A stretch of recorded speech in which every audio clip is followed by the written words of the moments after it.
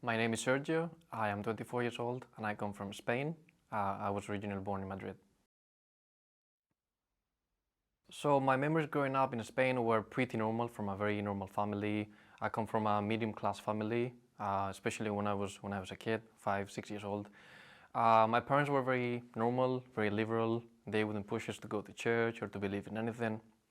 I've got a brother and I have a sister as well. So I would say it was a very normal childhood, playing games and seeing family and playing football especially. I love football, and I played football since I was 7 years old until I was 19 years old. So I was more involved in school, games, being home, spending time with family. It was quite nice. One of my strongest memories when I was a kid was trying to figure out my existence. Why was I there, and why did I look the way I looked? And I would question people like, do you believe in God? Don't you believe in God? All my friends, all my family members, I always had that thing in me to ask people, do you believe in God yourself? And if they didn't, I would get upset myself. I was like, why don't you believe in God? I had a very tiny impression of God. I never thought God was Jesus, like many Christian families believe, or the whole religion. So I would always ask my friends and everybody else about the existence of God, even though I didn't know more myself. It was one of the main questions I would always ask.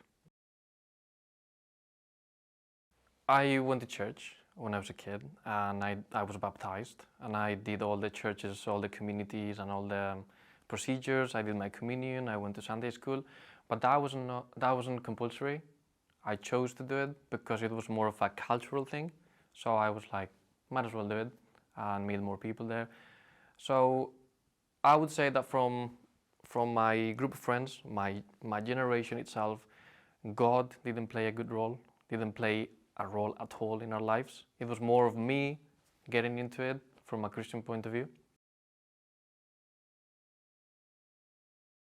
I would say atheism has become more predominant in the last decade for the new generations, because Spain, I would say, it's a beautiful country, beautiful culture, but then people are very much divided with political views, with religion, with many things. So if you do come from a religious background, you're a bit of a weirdo in the community nowadays, because religious people wouldn't do the practices that normal people are doing, such as drinking, going out partying, things like that. So if you don't do that, and you don't belong to the new movements of liberalism and going out and stuff, you don't belong, let's put it that way.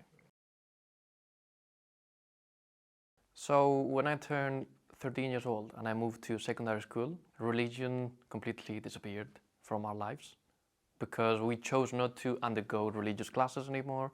We chose not to engage with religious practices either.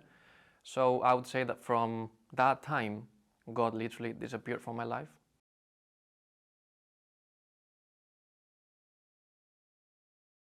The exposure of Islam is very bad. Islam is portrayed as a very bad thing, very negative. Muslims are not welcome. Islam is a very bad religion. Therefore, I had a very bad opinion for Islam and for Muslims. As a kid, there were minor Muslim communities within the town, within the city. But as time went by, more people came in the country, especially from Morocco. Morocco is a Muslim country. So I would say that we tend to reject them and sometimes, unfortunately, bully them in the school especially, because when a Moroccan person comes in, they can't speak Spanish properly, they can't write properly, and they cannot engage with us. So we, unfortunately, and I include myself, we chose to put them outside the picture, bully them, not talk to them, and think they were bad people. I heard that Muslims were in Spain for a long period of time, but in the schools they tend to remove that part from the history, and they start from how America was found, from the Spanish and the Queen, the King of Spain. So that Islamic, all the time the Muslims were there, that is removed, so you don't get to know that. So I had an idea of Al-Andalus, who discovered Madrid. Madrid was actually discovered by a Muslim person.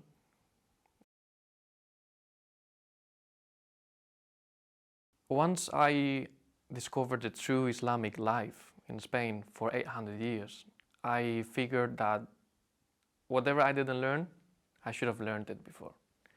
Because I was so amazed in the life, how they lived, how they treated people, how they protected people, the Jewish and the Christians, they all lived in a community.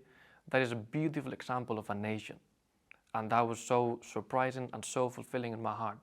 That the Muslims, now me being a Muslim, I'm part of it. Knowing that they would protect the people, they would fight for the rights, they would have, as we call now, human rights. That was so impressive and so amazing.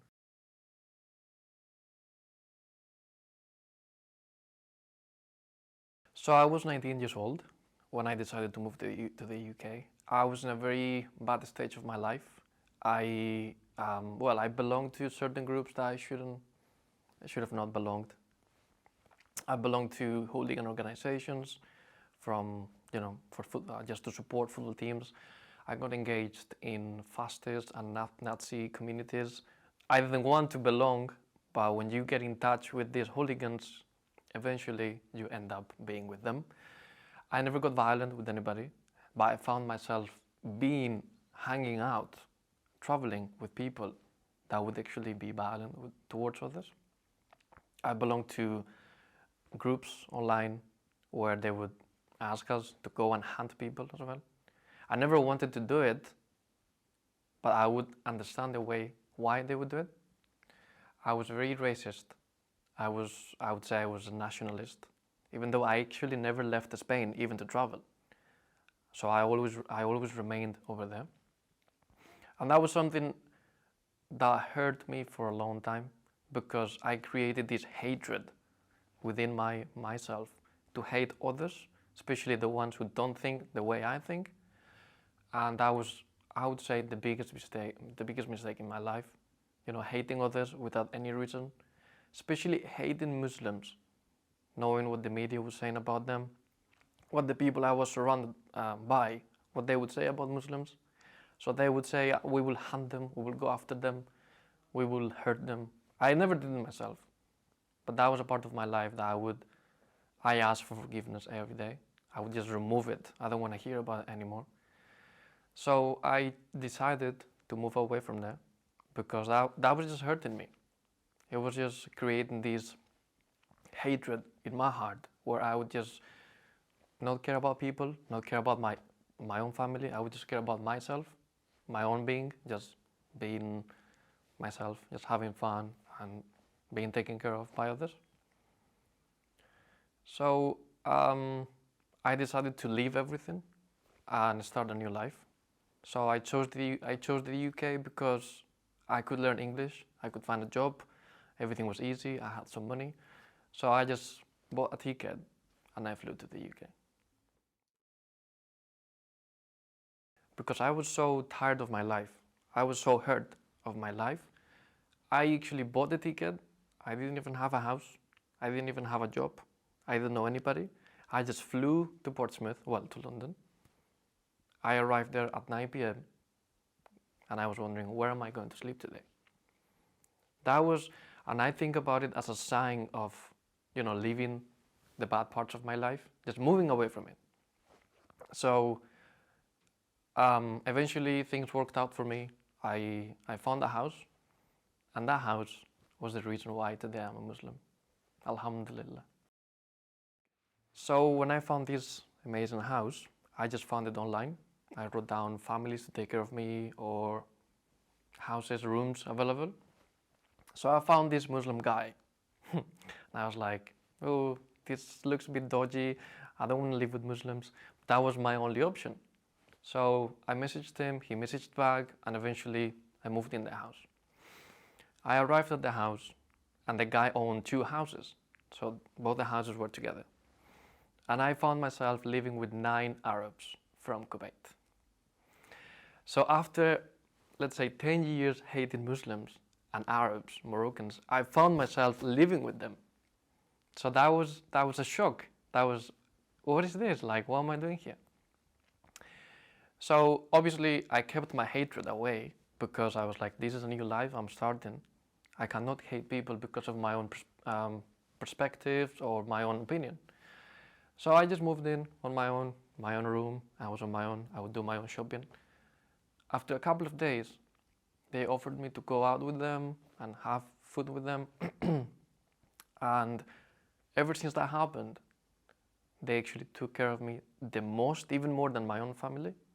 They fed me, they took care of me, they listened to me, they spent time with me. They knew I was a bit broke, I didn't have money. They would pay for my stuff. So that was like, after a week of living with them, my previous hate was, alhamdulillah, removed completely. I was like, I've been so wrong for my entire life that now I'm looking into life from a different point of view. My hatred was completely removed, alhamdulillah. I was so grateful for what they did for me. But that is not the end of the story. The guy who messaged me the first time was the landlord. Surprisingly, the landlord was also Muslim from Pakistan. So he took some interest in me because he knew I looked like a good guy. So he started to ask me questions about God, about religion. So at the time, my concept of God had gone already because of my previous years. So we would have chats every night, even until 6 a.m., about God, about different religions, Islam, Christianity especially, because I come from a Christian background. He was a Muslim. So after a few months, all these misconceptions were gone. No hatred, no doubts, no anything. I asked about Ramadan, why Muslims don't drink alcohol, why Muslims don't eat pork. All these questions that I couldn't understand before were answered by this particular man. So after a few months, I was pretty interested in Islam. I was like, this sounds like a logical thing, So my landlord asked me to move with him to his house to know more about Islam. Because living with the guys, eventually they were my age, but they had to do some uni things and going out, learning English and stuff, so I couldn't focus completely on Islam. So he took that chance to teach me. So I moved in with him, and I remember every day, wallahi, learning about Islam. Sometimes it got too much because I still had that defensive attitude from being a Christian. I moved back to Spain to finish a course I had to do with sports and exercise science. And then I had this amazing chance, alhamdulillah, to join university here in the UK. So when I thought everything was finished and I wouldn't see this man again or I wouldn't learn more about Islam, I moved back. Again, another sign, I moved the first time, now I'm back in my house in Spain, and then again, another chance to go back to the UK and learn more about Islam. I joined the uni. I studied sports and exercise science for 2.5 years actually. And prior, during, and after this time, I would still learn about Islam. I would watch speakers. I would speak about it with my friend every day. And when his birthday came up, I promised I will become a Muslim, inshallah. For your birthday, it was like a birthday present, more of it, So I told him, inshallah. I would say inshallah. I remember me saying inshallah, even if I wasn't a Muslim, because that sounded so nice for me. That fulfilled my heart, saying it. I said, I will eventually become a Muslim. So he was like, okay, fair enough. He never pushed it. He never told me I had to do it. So as things moved on, maybe 6-7 months went by, and I had to do some exams, university exams. I was a bit stressed. I was a bit tired with assessments and everything. So I needed some help. So I was praying on my own, just please God help me because I need help. Eventually I passed everything, alhamdulillah. But at the time I was studying, I also wondered, if I was to become a Muslim, how does that work? Do I have to undergo any kind of ritual? Do I have to do anything? But that was at the back of my mind. I never searched for it. I did hear something about Shahada, but I never knew what that meant or anything. So I was at home and I was reading my notes and I was studying. I was, doing my uni work. And I was a bit tired, so let's have a break. And I took the phone, I got on YouTube, first video, wallahi, how to become a Muslim. I was like, how is this possible? You know, I just had it in the back of my mind, and now it's coming up. So I pressed it, and there was an Arab who was a Christian who just reverted to Islam, surprisingly. I was like, let's have a look at the video. So the guy at the beginning of the video said, this video is going to be emotional. I didn't believe it. I was like, okay, I had this arrogance in me. So the guy went through his story, through his journey and everything, and then he said, I will actually take the Shahada in the video, in front of everybody. I was like, okay, so this is the thing called Shahada, so let's see what it is. So when he said the Shahada, I cried out. Wallahi, I started crying. I heard the words in Arabic and I cried. And I was like, yeah, actually, that was very emotional. I stopped the video and I told myself, I am becoming a Muslim now. I'm not delaying it.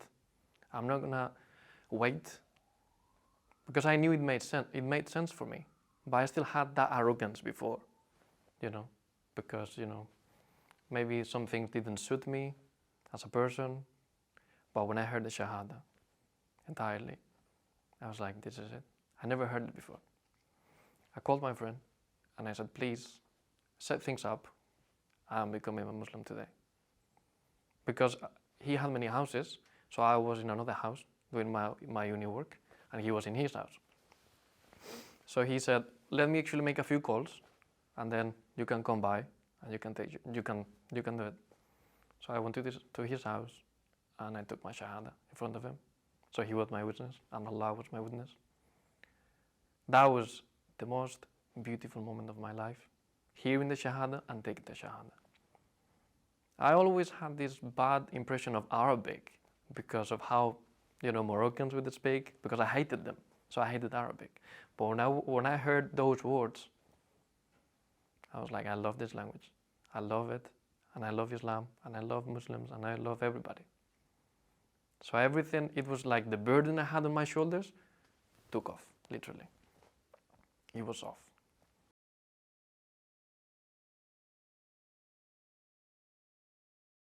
So after I took my Shahada, I had to go back to Spain after my exams. It was before Ramadan, actually. So I fasted for the first time, but I didn't pray because I didn't know how to pray. So my friend would pray, but he wouldn't fast because of medical conditions. He couldn't fast, unfortunately, but may Allah reward him.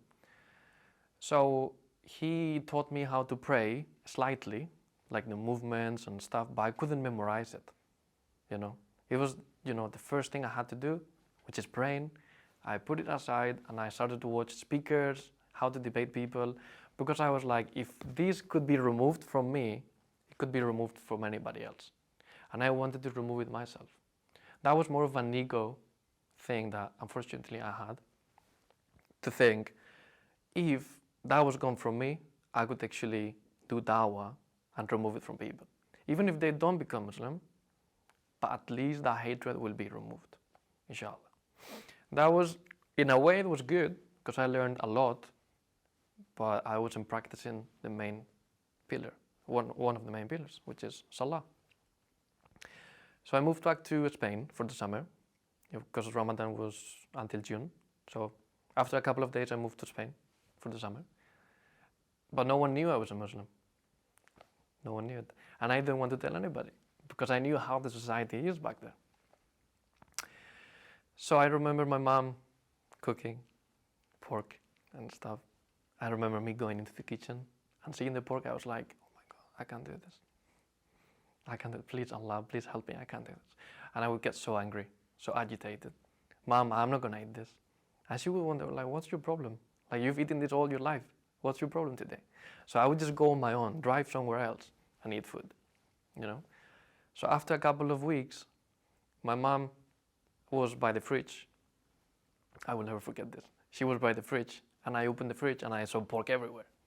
I was like, Mom, you need to clean this up, okay? This is not good. Well, I'm paraphrasing it. And then she said, well, have you become a Muslim now? And I said, yeah, I have. She was like, really? I said, yeah, I have. It was like it came out of me, you know. I'm not gonna lie. If she's asked me, why would I lie to her? So she took it all right. She was all right with it because she has met my friend. He came to Spain a couple of times, so they knew him. They knew he was a Muslim. So that was fine. My mom knew. That's it.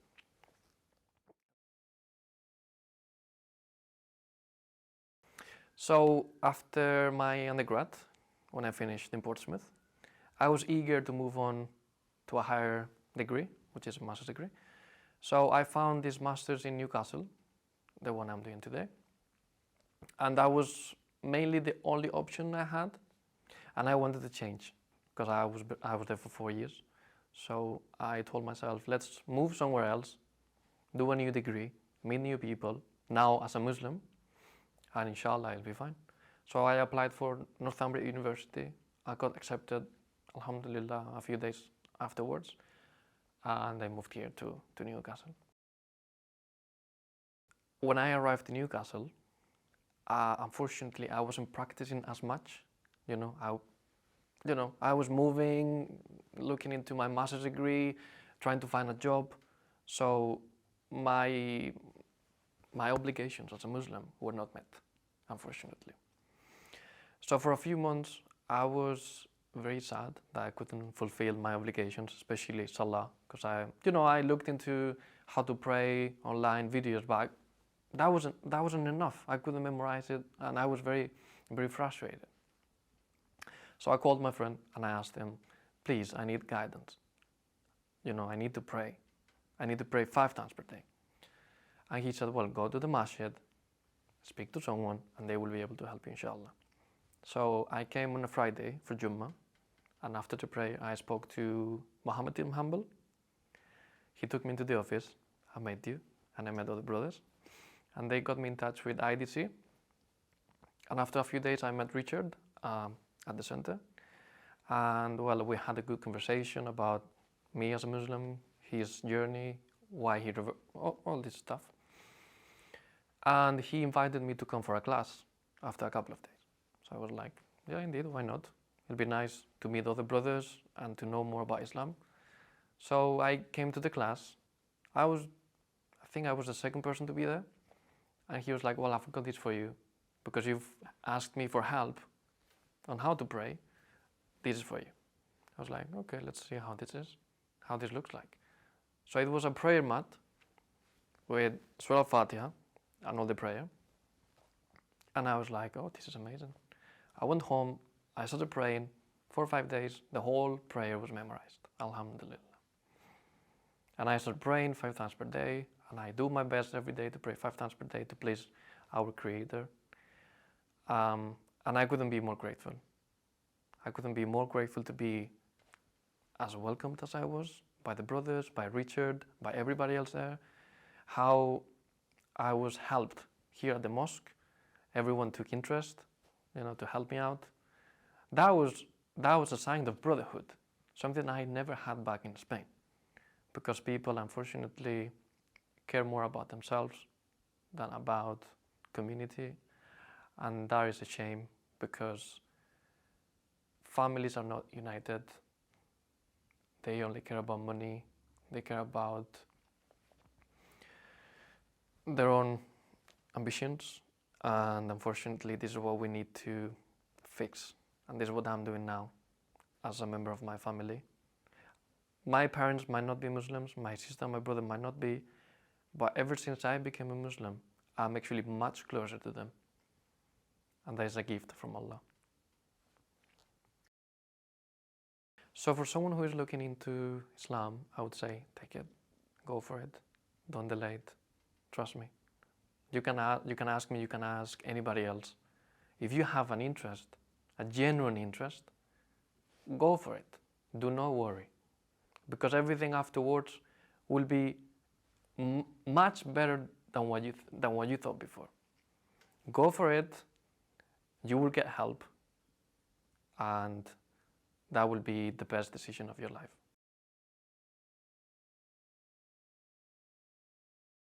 An advice for someone who is Islamophobic or who belongs to a hooligan group, for these kind of people I would say that you are praising something that doesn't benefit you at all. You should praise something that benefits you daily. So you're praising something like, as a hooligan, you go to a stadium, your team wins or loses. What is your benefit out of it? What do you gain out of that? Okay, you need to realize, first of all, why are you here? Where are you going? And who put you here? And then be grateful for what you have, like your life, your family, everything that happens daily. You should praise the thing or the one that benefits you. So first of all, travel. Meet other people, meet other cultures, meet other people from other religions. Travel as much as you can. Have an open mind. Read, watch, okay, and put that hatred aside. Meet people from another point of view, because eventually you will never get away from your own thoughts. You need to get out of your comfort zone, and inshallah, God's willing, you will be able to find peace within yourself. Otherwise, you will die with this hatred, the hatred that has hurt you for your entire life. The biggest lesson I've learned for my life is to appreciate my life. Every day when I wake up in the morning, I say Alhamdulillah. Every time I eat, I drink, I breathe, I think Alhamdulillah, because that is a new gift that has been given to me by Allah subhanahu wa ta'ala. Appreciating what I have, not worrying about minor things, knowing the purpose of my life. That is the main thing I've learned. Before, I wouldn't know why was I here, what was I doing. And from a human perspective, we know what, I'm sitting here in a chair. I know the purpose of this chair, but what's my purpose? I know the purpose of the camera, but what's my purpose, So we need to realize that everything has a purpose, but we don't focus on our own purpose, and our own purpose is to worship the Creator, the one that has given us everything from nothing, for free, If I was to give you £100, you would say thank you to me, wouldn't you? So for the one who's giving you more than that, something that you can't calculate, it's something priceless, we don't say thank you to it. So I would say that every time you do something, you stop yourself and you say Alhamdulillah all the time.